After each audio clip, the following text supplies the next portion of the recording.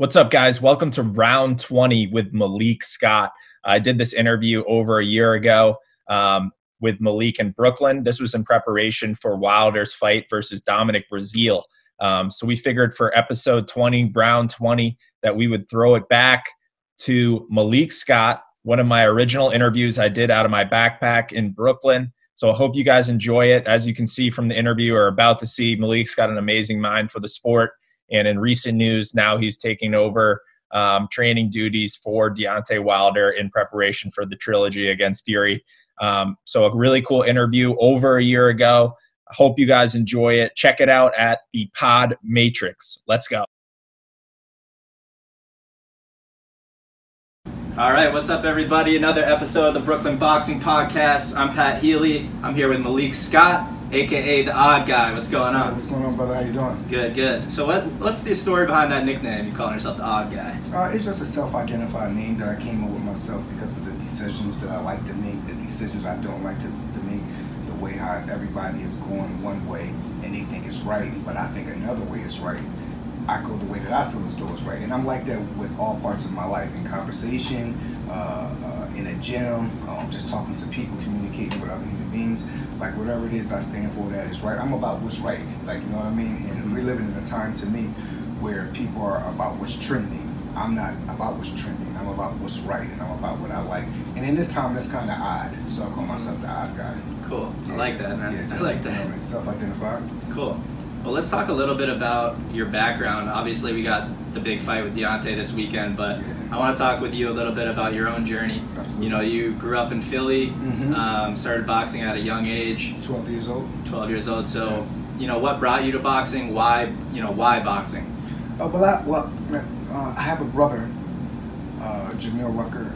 He was born with a blount disease. A blount disease is when your bones, instead of growing straight, they grow in a form of a bullet. In his position, his bones grew like this. So he's heavy set, he would walk, very different than other kids. So a lot of people used to like to pick on my little brother and tease him. So I actually start fighting, getting my street stamp of fighting in North Philadelphia from defending my little brother. While defending my little brother, I always was into fighters and watching boxing. And I had my uncle take me to the gym one day when I was 12, 13 years old. He took me to a gym in North Philadelphia. It was called Champ's Gym. And I never turned back from it. Like, everybody that I've ever seen fight coming up, I've idolized them. I don't care if they was a superstar. I don't care. Like, people are great. Once you are great in my mind, I don't care what the world think of you. So a lot of my heroes are really guys that never even made it to top status in this actual sport. They're guys who I've seen do things, and I've just been inspired by it. And most of those guys come from the hard streets of Philadelphia, especially the north side. Okay. So when you first got into boxing, like, you just mentioned your reasons for getting into the sport, but when would you say you first really began to love boxing, love fighting? Or was it more... I would say in 1995. I think I won my first tournament in 1995. 1996, I watched my big brothers, Zaire Rahim and David Reed, go to the 96 Olympics. One of them actually won a gold. After that, the year after that, I won my first national tournament. It was my first Junior Olympic National I won. So once I got the feel of knowing what it felt like to win and be number ranked in the whole country and, going on international trips and not being stagnated or stuck in the neighborhood from having no talent and not being able to experience different things. I'm such an open-minded person because of boxing, because it had took me so many places in the world. It had introduced me to so many different people from all walks of life. So once I realized that I was making a transition from a kid that just was working out and taking his frustration out in the gym, and it turned into, hold on, I'm actually winning tournaments. Hold on, there's people all across the country that know me from boxing. Hold on, I'm #1 in the country. Then it became more than a figment of my imagination, became something that I just wanted to do all the time. You know what I mean? So, and here we have it. That's awesome, man. So, the way I actually found you, like, I knew about your career already, but then on Instagram, I just saw your breakdown videos. Right. And, like, you're a real student of the game. Absolutely. Like, you appreciate, like, the intricacies of the sport. Absolutely. And one of the more recent videos that caught my eye and was really interesting to me was you were talking about George Foreman and his control, his hand control. Absolutely. I'd like you to talk a little bit about that, touch on that. It's a study that I've actually got from a good friend of mine. He's also one of the best teachers in the sport of boxing, if you ask me. His name is Barry Robinson. He has a program called A Million Styles of Boxing. And what he does in that program is he teaches control. He teaches from the foundation up, from the feet up. He's a very detailed teacher. And one thing, it came on me one day that he was like, Malik, you're at the second little half, or just the second half of your career. And he said, you need to start watching fighters that have done things since they was younger that they was even successful with once they became older. And he gave me George Foreman to like as an example. I always was keen and always knew about George Foreman, but I really wasn't as detailed on him as when I went in back and do my homework. And what I noticed was not just George Foreman, but every successful athlete from George Foreman, from Floyd Mayweather to Muhammad Ali to Joe Louis, all these guys had a mindset of, you're going to move how I want you to move. If I want you over there and you don't step over there, I'm going to control your head or your neck and push you over there. I'm not just controlling you to push you over there from a region. I'm touching you here, controlling you here to strike you there. I'm touching you with my right, strong right pole to come up the middle, to come with the hook and then control you again. I believe Emmanuel Stewart told me something when I was a little young. He said, Malik, the minute that another fighter, that you can control a fighter's neck muscles, you can control a fighter's whole body. And if you look at George Foreman in his younger days, the things he used to do, he just not only would control you, but he had the mentality of, I'm going to do what I want to do in here, and if you're able to stop me, good for you. But if you're not able to stop me, God be with you. I'm going to throw you. I'm going to control you. I'm going to hit you with the open glove. After the open glove, I'm going to take the warning from the ref, maybe. And they didn't even get warnings back then, but he was just an imposing heavyweight. He beat Michael Moore at the age of 45, not because just he punched hard. There was a method behind that madness. That's one of my favorite artistic fights to look at. Ain't that crazy? A 45-year-old George Foreman winning the title against a younger Michael Moore. The way how George was controlling Michael and lining him up for that right hand is what was sexy about it. It wasn't just to the naked eye or the typical civilian out there. They'll say, oh, Big George was always heavy-handed and he caught him. No, but before he caught him, he put him in a position to hit him with the right hand through the guard. He was controlling a young Michael Moore all night with his hands, with the open glove, with pushing him, not letting the man cross the castle or get past the line of the castle. He never really let Mike get set. And sometimes you don't have to throw punches to keep a guy off set. You could just maneuver guys. You could measure them off. You could push them. And the clinch don't make silent agreements. You got certain fighters that if you try to clinch them, like, with all due respect to Mike Tyson, the difference to me between a Mike Tyson attitude and a Deontay Wilder attitude is Deontay never let fighters make silent agreements with him in the ring because of his mean streak. If you look at an early Mike Tyson, when he fought the likes of Tony Tucker, Bone Crusher Smith, what's the other kid he fought from New York, man? I forget. He just fought so many guys that knew what they was doing as far as clinching and tying up. Mitch Green was a guy. And Mike would let them hold him, let these guys clinch him. And he wouldn't really try to fight out of it. And Teddy Atlas said Mike didn't mind if fighters made silent agreements with him, even when he was younger. Tell me one time you ever seen, you don't think a fighter's ever tried to hold Deontay or just survive or just do this? He doesn't allow it. And it's not because of his physical, it's because of his mentality. He just doesn't make silent agreements in the ring. He doesn't allow you to kill the clock. He doesn't allow you to get your rest and hold him. Especially while he's fresh. This is all still controlling. Like, you get what I'm trying to say? I just said 3 different fighters. They all have the same thing in common mentality-wise, that I'm going to do what I want in this ring. And if you can do something about it, good for you. But if you can't, God be with you. And that doesn't just come from punching. That comes from moving guys, pushing guys. A guy trying to get too close. You know, this is stuff Floyd Mayweather do. You know what I mean? If you're just looking at boxing, or you're looking at a fight just because, well, 2 guys are punching each other, rock'em sock'em. I'm not into rock'em sock'em. I really enjoy the sweet science of this sport. I love the Mike McCallums. I love the Pernell Whitakers. I love the Jorge Paez's. I love the Willie Peps. I love the Bob Fosters. Not because these guys just would knock people out or outbox people, but it's the way they doing it. It's the method behind their madness. You know what I mean? Yeah. This is science. 1 + 1 is 2. You watch these guys throw a jab here, throw a jab here, decoy with their eyes down, then hook up. This is sexy stuff that go on in the ring.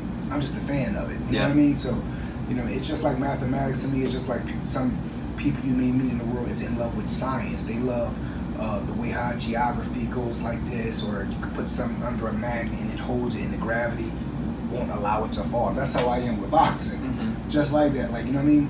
I could just understand every part of it, from the winner's point of view, from the loser's point of view, from the ups, from the downs. Like, you know, it's not too much I haven't been through in this game. I've been doing it since I've been 12 years old. I never had no other job. Through my ups and downs, win, lose, or draws, I've always been in boxing. Yeah. You know, that just happened. I'm 38 years old now, and look, I don't talk this well because I've been taking punishment.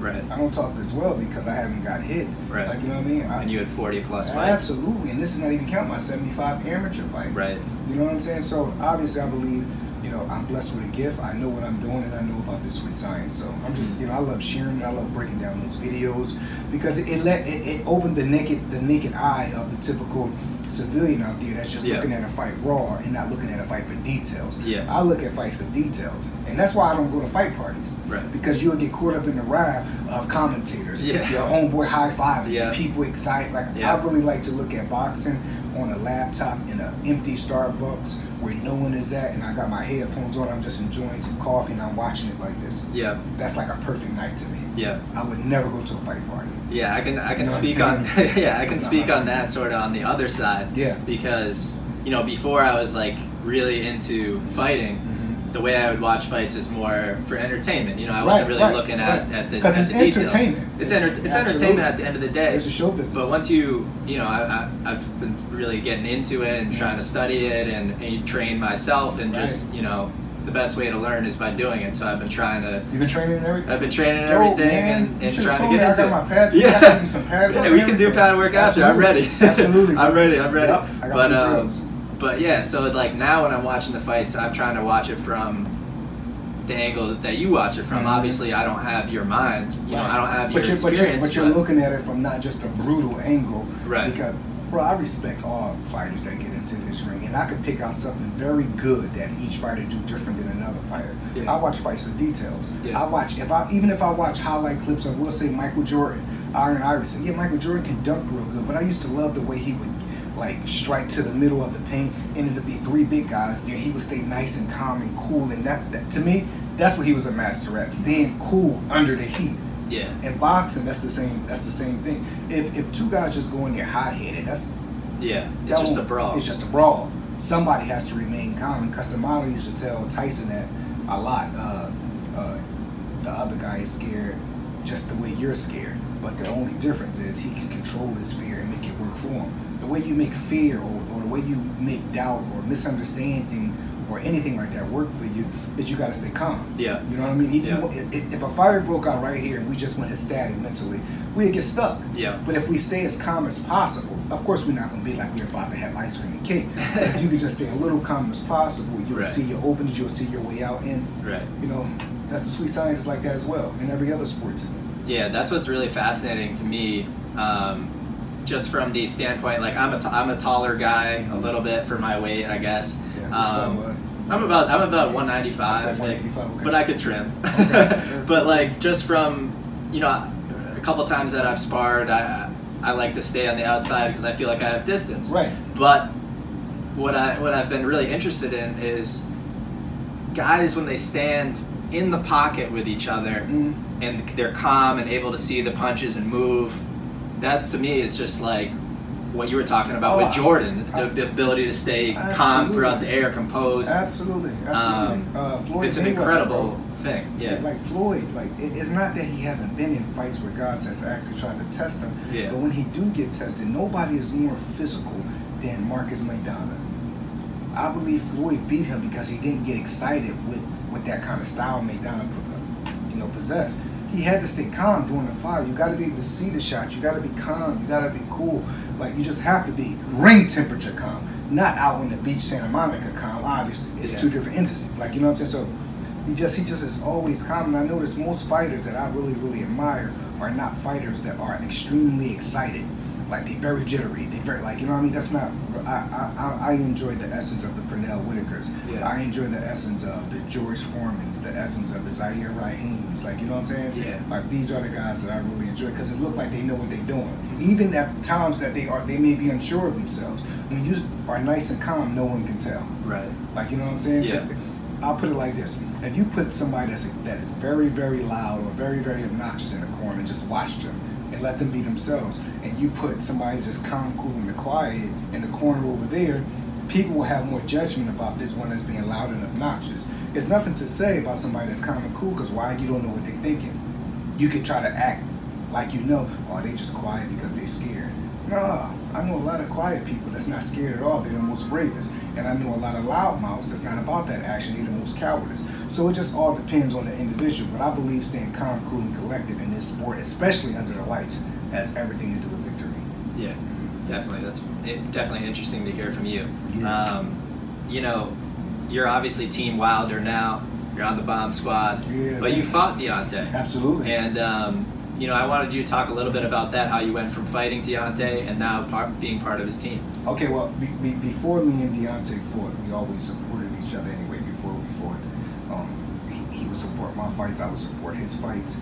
I was always cool with his family. He was cool with my people. Like, you know, if he was in Cali, he'd come to my spot and say what's up to me. Like, we just always had this thing. And, well, this is business still. One day we got a call, we had to fight each other. So once we agreed to fight, you know, we said we was going to do it. The contracts were signed. We both went through training camps. But prior to that, about 2 or 3 years prior to that, we were sparring, and D actually hit me with a good shot and dropped me. It was a flash knockdown, but it definitely was a legit knockdown. So me as a fighter, of course, I kept that in mind. To the temple, right? Yeah. But this was when we were sparring as well. Yeah. So a couple years later, we was fighting, and during that training camp, I was really practicing and hoping, not really hoping, I was expecting, I should say, basically just the 1-2, especially early. Deontay is going to throw the 1-2 down the middle, or even the single right hand. If you look at some of his early fights against the Sergey Lagovich, a couple of those other, the Owen Becks, he'd come right out and throw the 1-2. I was hiding behind the guard, and he hit me with a slapping hook on my temple, and it knocked my equilibrium off. Now, so somebody would say, well, because I always like to play devil's advocate. Somebody would say, well, the hook wasn't even a turned over hook. You even yourself said it was a slapping hook. I'm not saying it's just because I fought the guy and sparred with the guy. Deontay Wilder's slapping hook is better than some guys' official right hands. Right. You get what I'm trying to say? Yeah. There's a reason that Eric Molina was knocked down with Deontay Wilder's hook. There's a reason why I've seen him put people out cold in the gym from his hook. Like, you know what I mean? Now, he hit me with that early in the fight on my temple and knocked my equilibrium off. And that was that. Like, you know, after that, I'm a man, he's a man. My brother beat me in the fight, life goes on. Now, what would have upset me the most up until this time if I blew my opportunity to become world champion and he never became world champion either. I can accept, okay, I got beat, you know, I lost, like, you know what I mean, just that. But I like to still look around and look up and see my brothers are, I didn't do a certain thing, but my brother did, my cousin did, my uncle did, and I'm going to support them. Yeah. That's just me. And Deontay is like that as well. I believe if the shoes would reverse, he would support me as well, because he always has, and even till this day he do. Yeah. You know what I mean? Whatever it is that I got going, or whatever it is that I need, or like, you know, it's no problem. Like, you know, we were brothers. Like, you know, it's beyond just friends. Like, you know what I'm saying? It's much bigger than boxing. Much bigger than boxing. So yeah. So what about this weekend? Let's talk a little bit about that. So Deontay, you know, fighting Dominic Breazeale, you know, a game opponent, someone who's, you know, his only loss was to Anthony Joshua. Right. What are your thoughts on that? I think Dominic Breazeale is a very qualified, tough game opponent contender. And when I'm saying opponent, I'm just saying literally, not that he's some opponent. He's just who's Deontay is fighting. But he's really a tough contender. Everybody that has had him out or have had him hurt, besides Anthony Joshua, he came back and knocked guys out or beat guys very bad. The thing with him is he's extremely durable. He's a little faster with what people think, and he has progressed in such short little time in this sport already. He's a late bloomer. Right. And when he fought Anthony Joshua, he went over there and fought him, I think, in front of 30,000 or 40,000 people, if I'm not mistaken. It may was less at the O2 Arena. He didn't go in there and just shit the place out. He went over there with every intentions to win. It didn't work out for him, but he went over there and gave it a try as much as he could to his level. You got to commend any man that do that. I'm a logical man. 1 + 1 is 2. I just believe Dominic Breazeale is a very, very, very tough opponent for anybody. Now, he's fighting, in my opinion, as well, the best heavyweight in the world for many reasons. His power, his athleticism, his belief in himself, his range, his speed. There's a lot of stuff I believe that Deontay does on this level that Dominic probably haven't seen yet under the lights. You know what I mean? Because I don't think there is no real type of look you can get in preparation for it. You can get tall guys, you can get medium-sized guys or whatever, and they can get you close to the mark. And that's what sparring preparation is about, but they can't hit directly on, especially when you fight somebody as unorthodox as Deontay.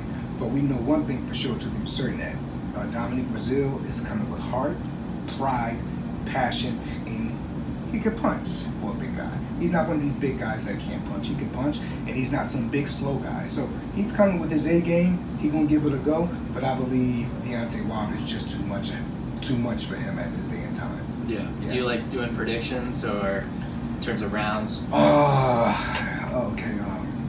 Over, under 6? I would say, I don't know. I believe it depends on. The fight is definitely not going the distance. Yeah. It's definitely not going the distance. So if I have to go by knockout or stoppage, I'm going to lean towards Wilder, and I'm going to lean towards something that is going to be in grand fashion, because the reason why I'm saying that is because Breazeale is going to come. And getting hit by Deontay Wilder while you're coming forward and being extremely durable, the price to pay for that is punishment. Extreme punishment. I watch people do it. I watch Remain take punishment for 12 rounds from him. In the second fight, he was already done from the first one. That it was over like that. So it depends. So Dominic come with intelligence as well, because intelligence is, in my opinion, more important when you're fighting a huge puncher than actual physics. So if he come with intelligence, then he possibly can go and figure some things out. But in my strong opinion, I believe he gets knocked out in grand fashion.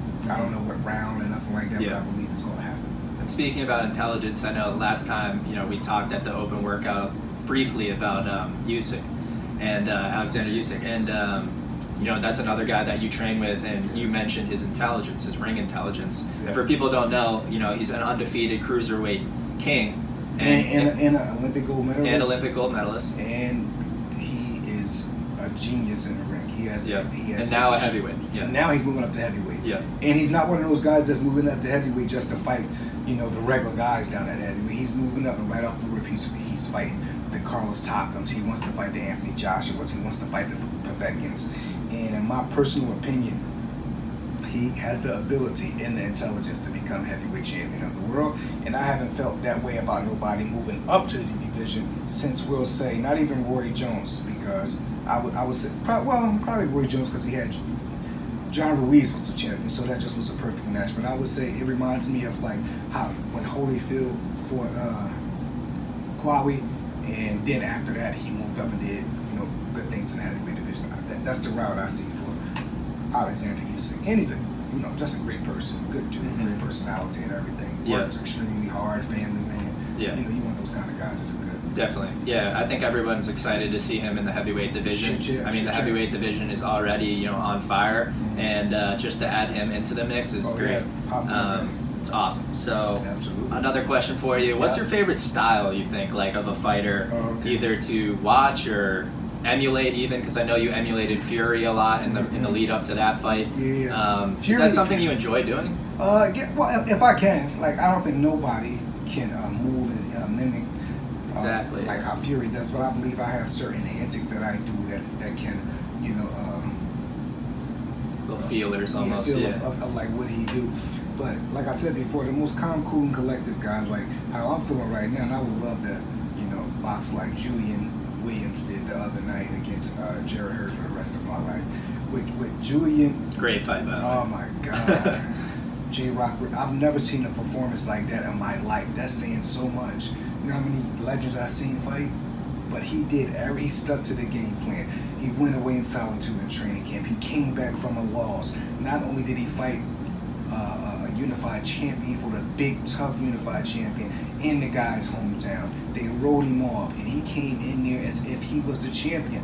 Didn't warm up to it. If you look at from when the bell said ding, J-Rock was in control of the center of the ring the whole fight. I just love when fighters take a mental stance in their head and make up their mind saying, any other night someone could beat me, but not tonight. Yeah. And J-Rock had that same attitude that Buster Douglas had when he fought Mike Tyson. You know what I mean? Every so often you see a fighter have that, that's a different type of zone. That's like a godlike zone to me, I call. It's a zone that I've never reached, and I've had the opportunity to take myself there. But that's a different type of zone, and everybody don't get to reach it. I'm still building to reach that kind of zone, not just in boxing, but in life. Yeah. That performance J-Rock did, in my opinion, they should teach seminars on that performance. It's the kids coming up in low poverty schools, that's in low poverty neighborhoods, because that performance was just everything to me. Like, you know what I mean? But, you know, besides the obvious J-Rock, that just happened, so I'm still buzzing off of his victory, and he did it for Philadelphia. I like George Foreman is a late bloomer of mine that I've recently, well, I've always been a fan of George, but the details of him is something that I recently just started being a huge fan of. I'm a huge fan of Tommy Hearns, Pernell Whitaker, Bob Foster, Willie Pep, Harold Johnson, Georgie Ben, Joey Driadello. Jeez, like, it's just Larry Holmes. I even like Jerry Cooney.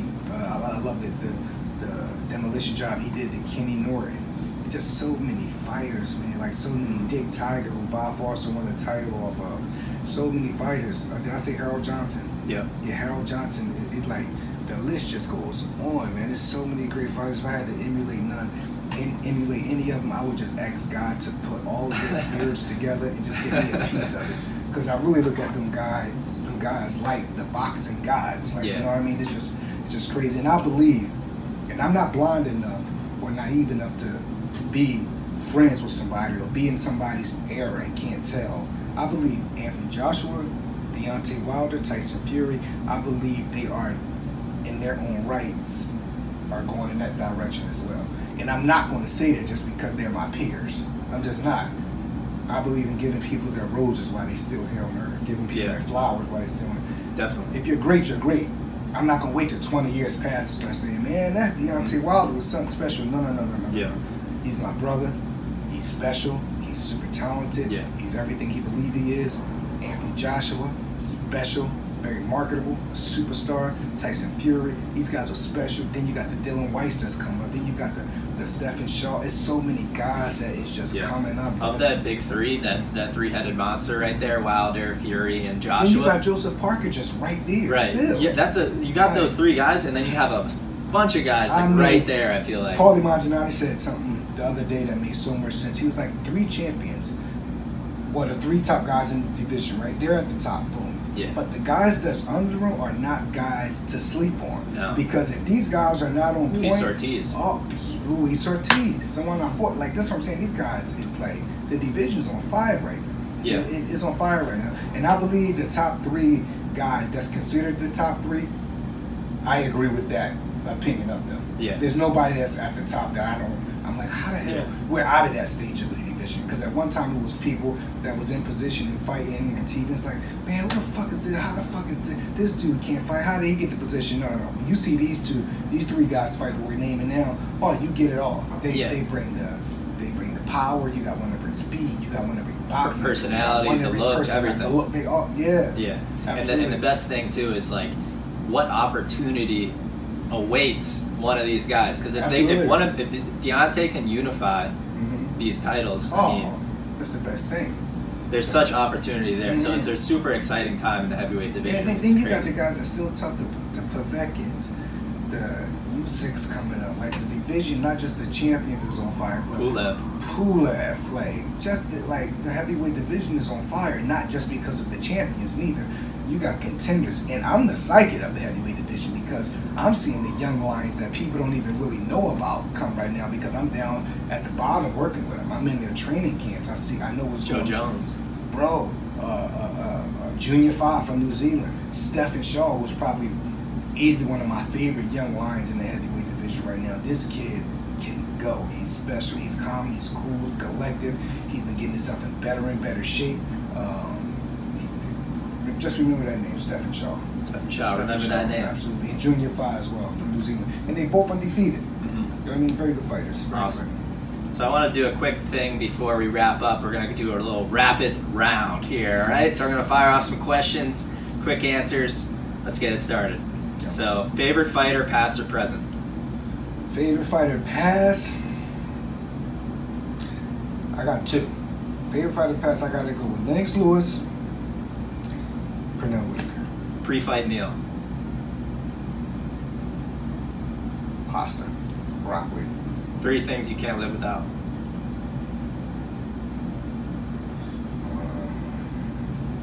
My kids.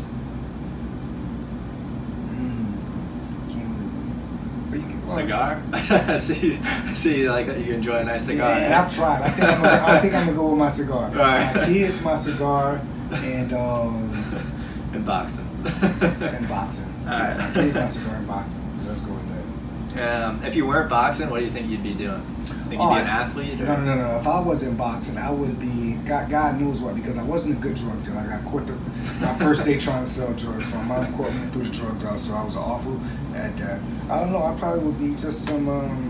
I have no clue, man. I don't think I would be alive, because knowing me and how I am, I would have fucked up somewhere and I wouldn't even be around right now.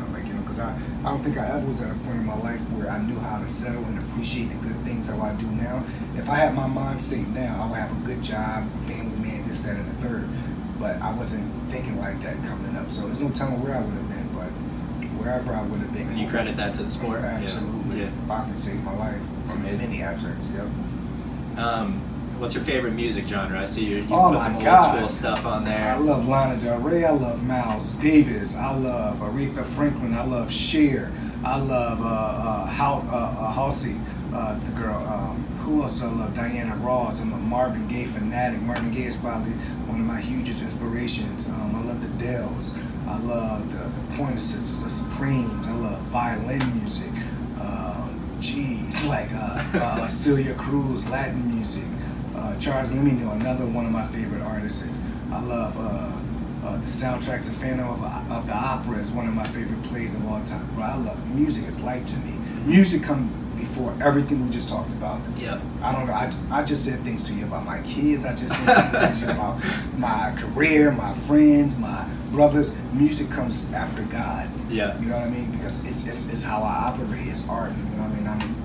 I have the mindset of a very artistic person. Yeah. So everything about, I can see art in anything. And music is motivation. It's inspiration. It's like, it's like your cappuccino in the morning. Like you gotta have your espresso actually. Quick follow up on the music. I know this is rapid round, but I gotta ask. So Deontay likes reggae music. He loves and like reggae boxing with the footwork and everything. It's kind of similar to dance. You gotta have that rhythm. Absolutely. And that reggae music, you think that fits well with his style? Oh, absolutely, because Deontay moves off of energy in his mood, similar to myself. I'm just similar to myself, and there's times that he could come in the gym and just be going through the motions, just warming his body up and getting ready. But the minute that the music come on, or Bob Marley come on, and the song, Them Crazy Ballheads by Bob Marley come on, he get to loosen up, he starts smiling, he starts sweating, he starts having fun.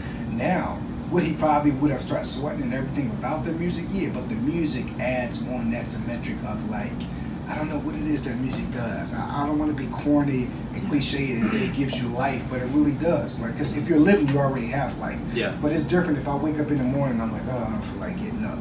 Then I wake up in the morning, oh, let me hit the music. The music does something. Like, right. Music is that energy. Music is life. Yeah. It comes before everything we just talked about. Yeah. In my life, yeah. So it's good. One superpower. If I had one superpower, it would be, I can't really say it would be a psychic because I'm good at reading people already. If I had one superpower, it would be to replace any type of happiness or anything I get for my loved ones to get, and me just live plain off in the hills of Esteli, Nicaragua. So I'm saying it's not a really superpower, so I'll say a want of mine. I would get a great kick out of seeing everybody I love have everything that they want, and I am totally content with having this sweatsuit on and living off of their happiness. Like, because I believe that's possible. I believe you can survive and live a healthy life just off of seeing others happy. I have done it. There's a lot of times besides music, other people's success, other people's smiles, other people's happiness is what keep me going. That's why I really never surround myself with negative like people, because I know what I'm strong enough to tell you that will make me weak being around negative people. Yeah. I like to be around people that's about love, people that's about happiness, people that's about their business, people that understands life, people that understands music, people that is artistic. You know what I'm saying? So if I could have anything, it would just be to see the happiness of others. I don't know what that superpower is called, so we'll just call it the superpower of being grateful for the happiness of others. That's what I would love to have. Awesome, man. Yeah. What a good message to end this, man. Appreciate it. Brother, yeah. But that was an awesome interview. So much knowledge. Absolutely. I just want to crack into it, man. Get all that knowledge. I appreciate it, man. Absolutely, brother. We'll have to have you on again. Absolutely. Appreciate it.